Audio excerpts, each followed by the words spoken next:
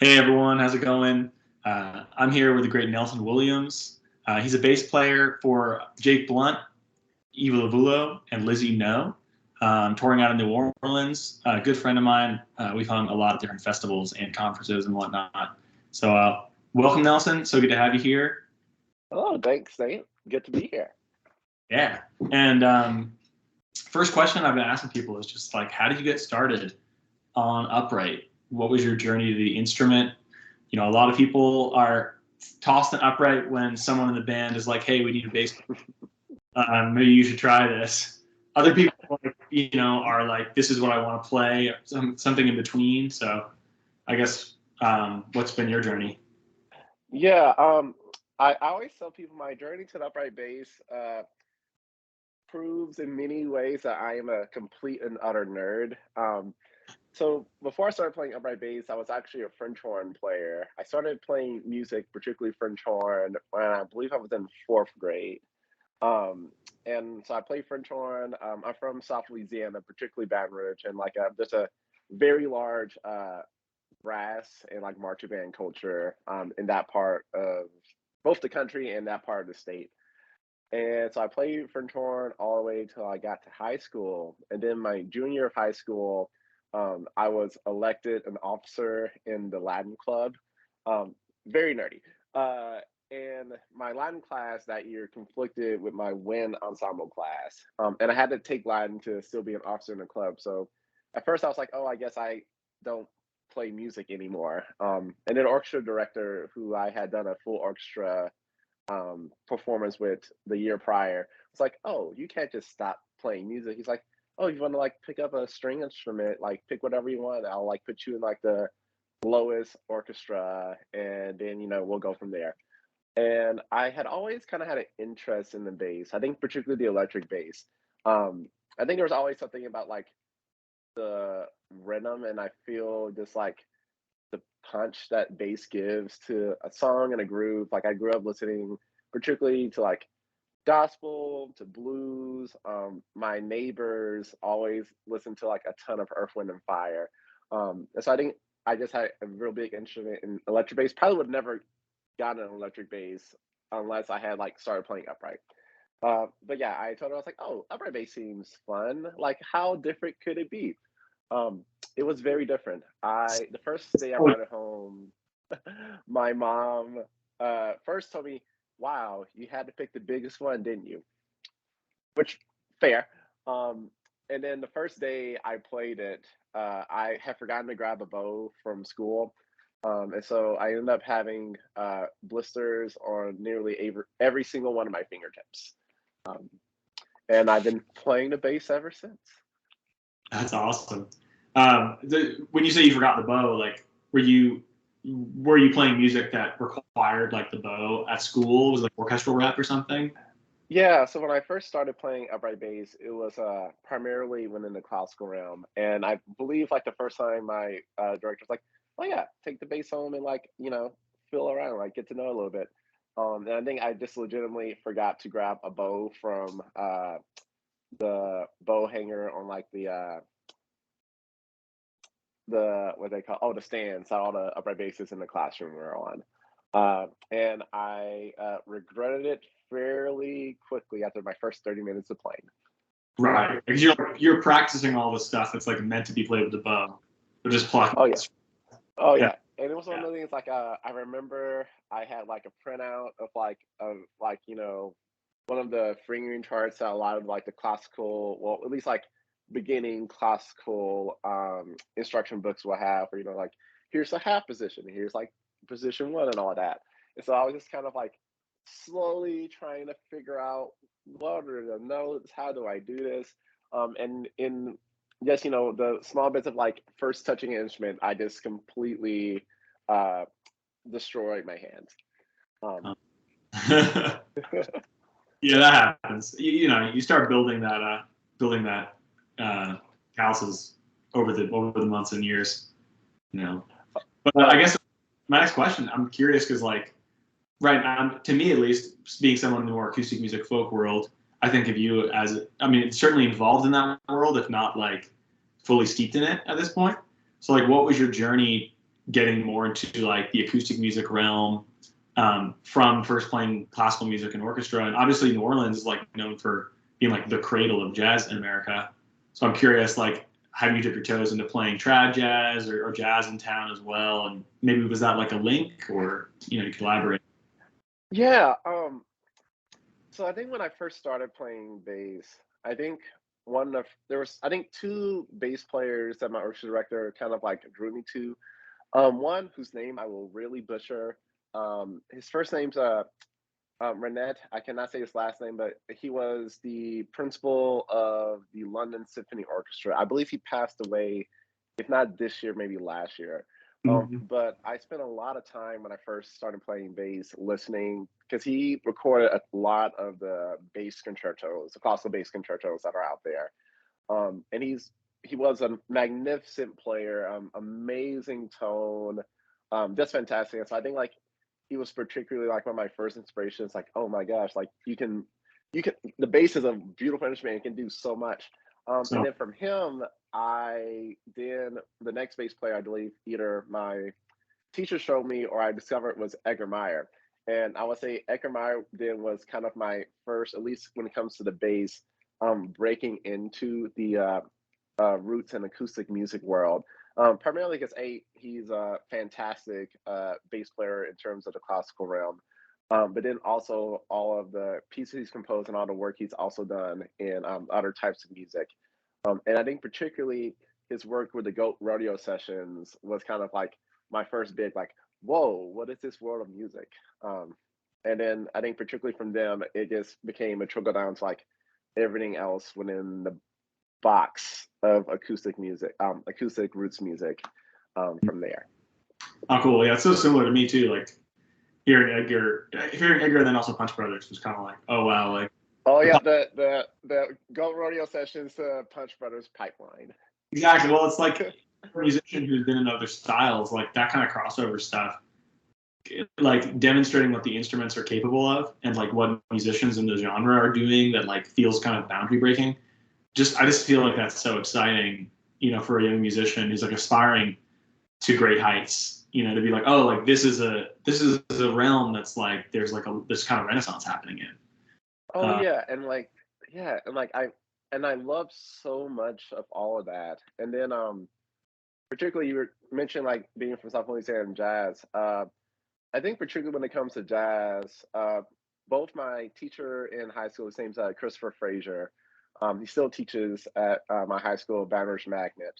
And then another bass player in Baton Rouge who he was like a talented instructor, so he did like additional instruction for music for a bunch of other schools in the area, named David Henson. Besides from their teaching work, David Henson was a member of the Baton Rouge Symphony, and then he also was a bass player playing gigs around South Town and all that.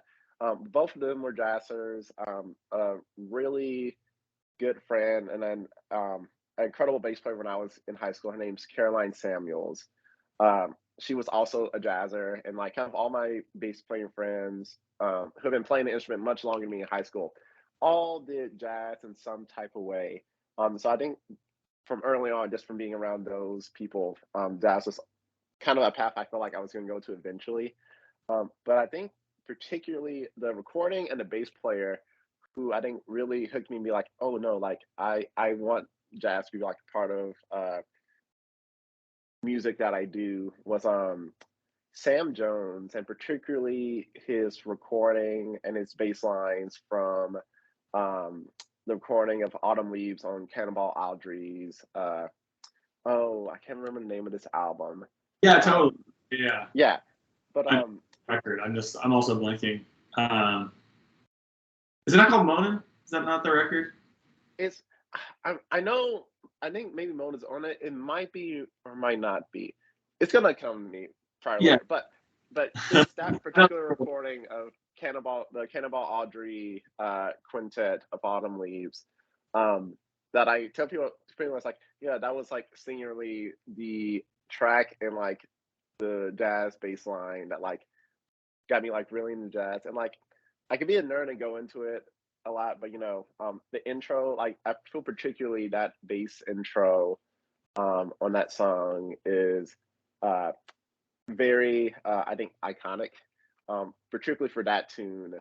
And the bass line starts like in a two feel, and I still think it's like one of the greatest examples of just a really good two feel in a song.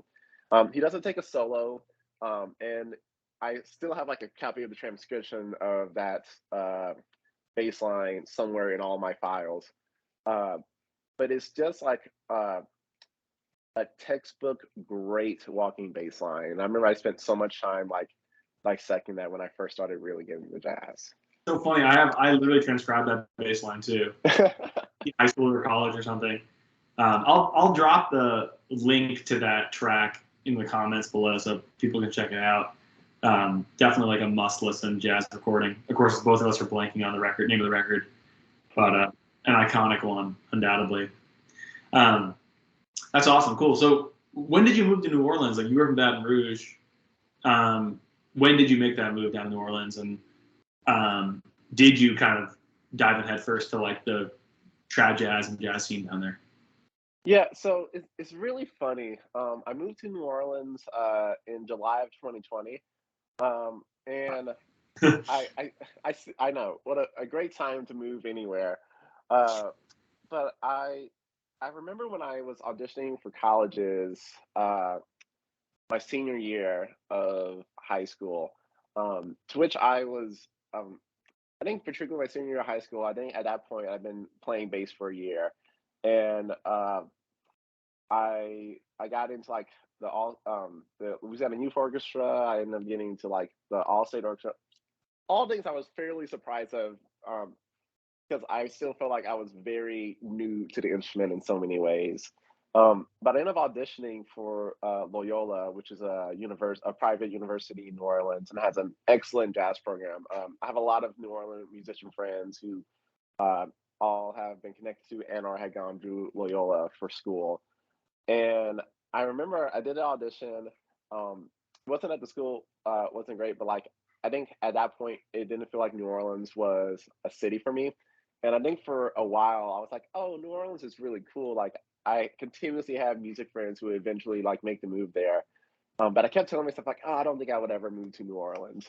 Um, and then come 2020, after spending maybe like a couple visits in New Orleans in late 2019 and then early 2020, I really started like, wait, maybe I could have a future, some fun, or at least like learn a lot from being in the city. So I moved there in 2020, and in all honesty, I had no plans on being, quote unquote, a jazz bass player when I moved there. I think I particularly moved there with my mind being like closer to a lot of the songwriters and roots musicians who call that city home. Uh, Mm. and I look back at it now, and I think to myself, how in the world did I think as a person who has studied jazz, particularly jazz bass in any form, how would I move to New Orleans and not also be a jazz bass player?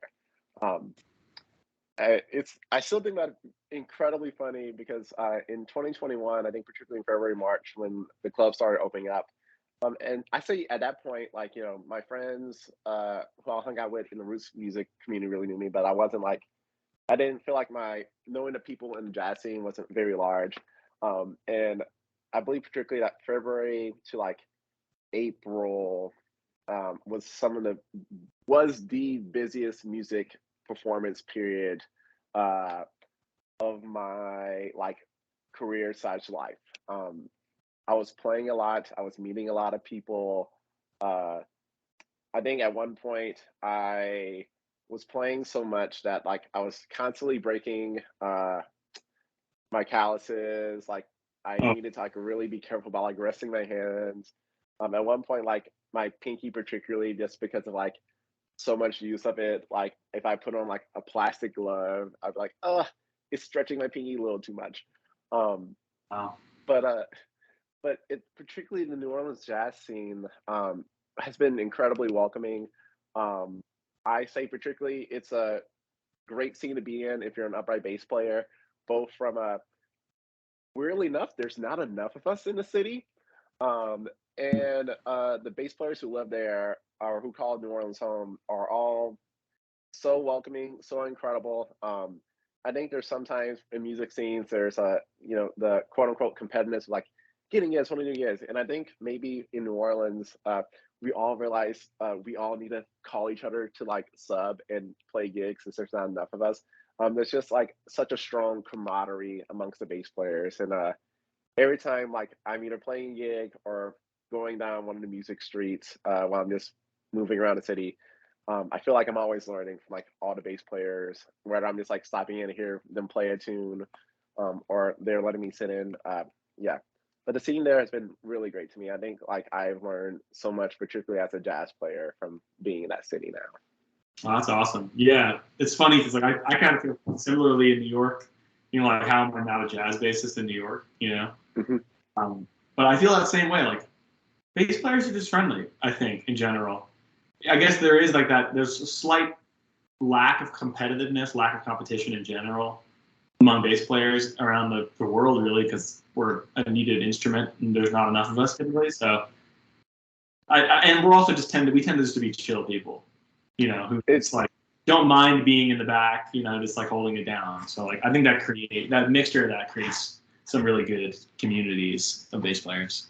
Oh yeah, I always jokingly tell people it's like, yeah, when you think about becoming a bass player, there's just like a universal like bass player vibe check. We're just like, hey, are you chill? We have a very good reputation about being chill, and like we're not gonna Like if you're not chill, like maybe go play guitar or something. yeah, like if you're gonna be like really aggro, like guitars over there. If you still want to be a rhythm instrument, like I mean, maybe you could be a drummer, but like if you're gonna be a bass player, you just like you know.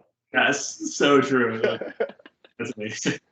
Cool. So you guys in Orleans, you got on the jazz team, and you said you also moved down there to kind of be more involved in the roots music scene and singer-songwriters and whatnot.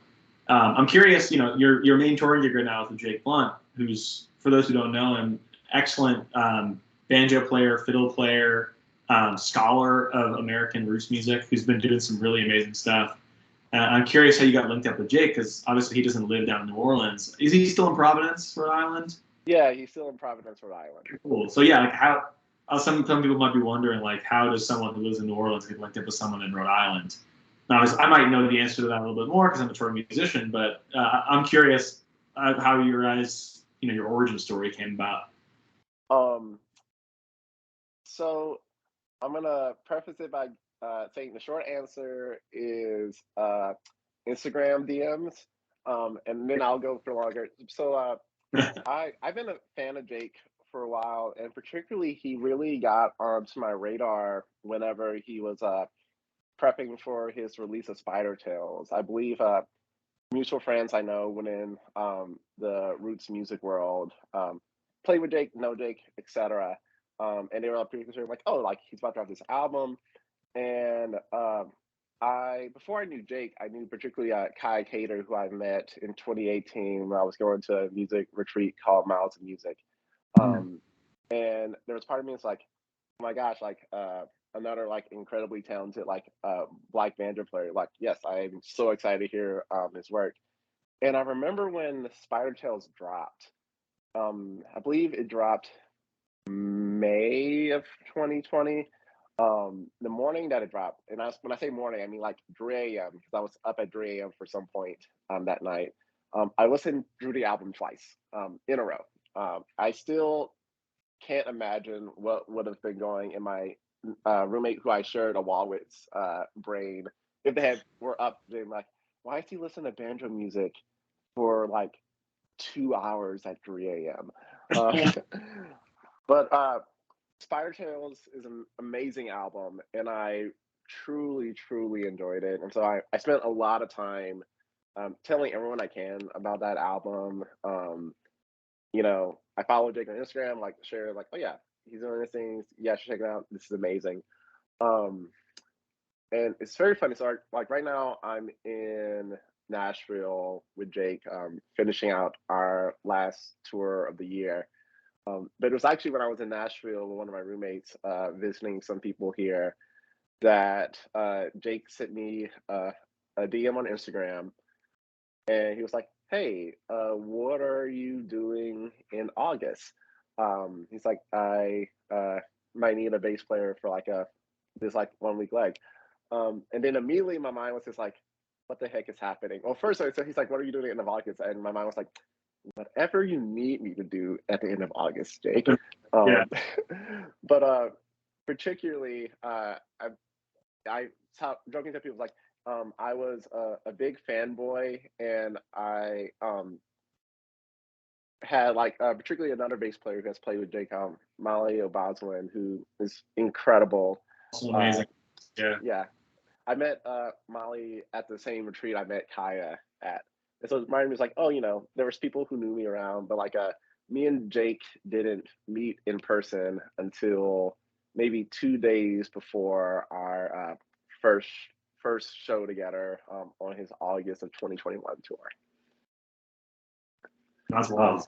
Yeah, and he's kept me around for like the last year and a half or so. So that's killer. Cool. So it's been ever since. You guys been rocking it ever since.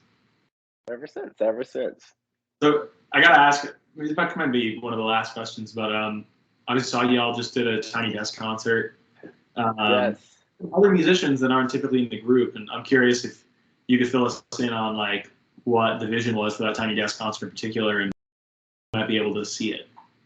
Yeah. So the kind of, I would say, the core part of like the Jake Blount band, particularly when we're touring, is an incredible fiddle and banjo player by the name of George Jackson, uh, uh, incredible guitarist and fiddle player, and the most in-pocket banjo youth player I've ever played with, Gus Trish, and then myself, and then of course Jake.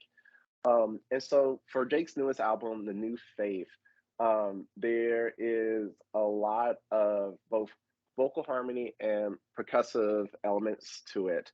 And it's a great album. Highly suggest listening to it if you guys haven't. So on the road, we've been kind of particularly subbing all those percussive elements, which tracks, like Ableton tracks and stuff like that. And so for the Tiny Desk, Jake really wanted to flesh out a lot more of those elements live.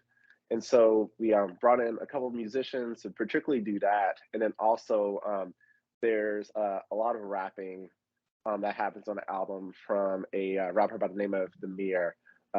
And he also came in for the Tiny Desk to do it. So at the end of it, there was, I believe, 9 of us. Gus's brother Huck, who's also plays fiddle, but also a great percussionist, came in to do percussive work. Demir was there, of course, to rap, and then Kyra Cater, Reezy from the MSG Acoustic Trio, and a wonderful vocalist by the name of Integrity came in to be the vocal harmony / choir. Yeah, it was, awesome. From a four-person band to like a 9-person band was cool. I say particularly like all of us who've been working with Jake, particularly the amount of time we spent working with the album throughout this fall. It was really fun and cool to kind of have it expanded to such a larger group of people to perform with. It was my first time getting to perform with a rapper, I believe, and that was amazing. That's so awesome. And then on the flip side, it was a very short turnaround from like everyone meeting, rehearsing together, and then us doing the Tiny Desk. And I believe everyone did great. It was so much fun. Bob and Josh, Bob, of course, Bob Ola, and then Josh, I believe his name is Rogan, who does the sound. They were all great. The team at NPR Music were so nice and so welcoming. The shelf that is like behind you, it's full of so many knickknacks from like various people who had come through the Tiny Desk. It was exhausting. It was so much fun, and yeah, great experience. But you can expect that to be out in January. Cool, awesome. I had one more question just to wrap up on a broader note. You mentioned that like meeting people like Kaya and Jake, like other Black roots musicians in America, is like awesome, obviously. And I think something that's like with Rhiannon Giddens, obviously, as well, and so many people before her, like there's this lineage and this tradition that I feel like is being more and more shared with the general public today. Could you say that again? Yes. That was my watch. It does every night. But finish your question. I'm sorry. Yeah, so like just like there's this kind of like amazing moment of like Black roots music being shared by Black musicians, like such as yourself. I'm curious, like, if you wanted to elaborate at all on like this moment in time and what's been happening with Black roots music in America, and playing with someone like Jake, like, what's been your experience, and what is it? How do audiences receive it, and they receive it differently than listening to roots music from white people? Yeah, that's. I feel like that's a question where we could spend so much time, and I could write a thesis on, and then I will also follow up by saying like, oh, here's some other people I feel like who would have a much more nuanced and much more experienced take than me. But I think particularly, um, I think there's a lot when it comes to American roots music, where there's so much of what we call American roots music right now that had its beginnings within Black communities. And Jake talks about this a bit when we're on stage, and I also talk about it with other people too, where from the vision of records not based on musical sound, but by who was playing them, race records and stuff like that, and the ways that the music industry has worked itself. Um, there's been a lot of whitewashing, and particularly of Black performers, both not getting credit and not being seen. Um, and so I feel like, particularly, like, I guess I'll talk about this current generation.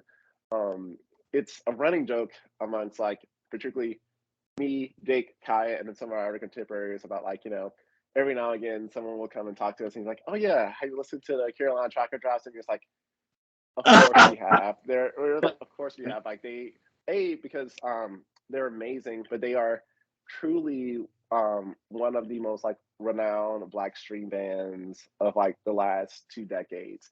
And I think if we want to take them as a jumping off point, um, they kind of help, particularly from their own talent and expertise, and then also popularity.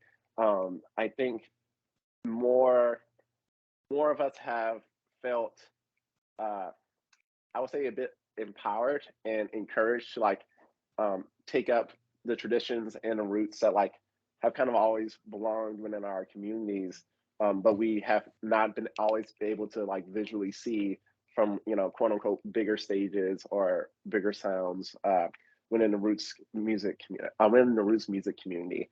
Um, and for me, I think part of my own musical journey, and part of my own like musical finding my voice was to in one way or another be a continuation of a tradition that has been going on for centuries, and not I don't feel like it's ever been lost. At best it's been um, covered, and I feel like there's a lot of us as we perform, as we play, um, it's kind of be like, oh, this tradition isn't dead. I think particularly if with Jake in mind, that this tradition is still evolving, that it's still growing, and that uh, we as like a community of like Black musicians in the roots world both have like a lot to offer. Have always had a lot to offer, and still have a lot to offer, and that we're all very much still adapting, changing, playing.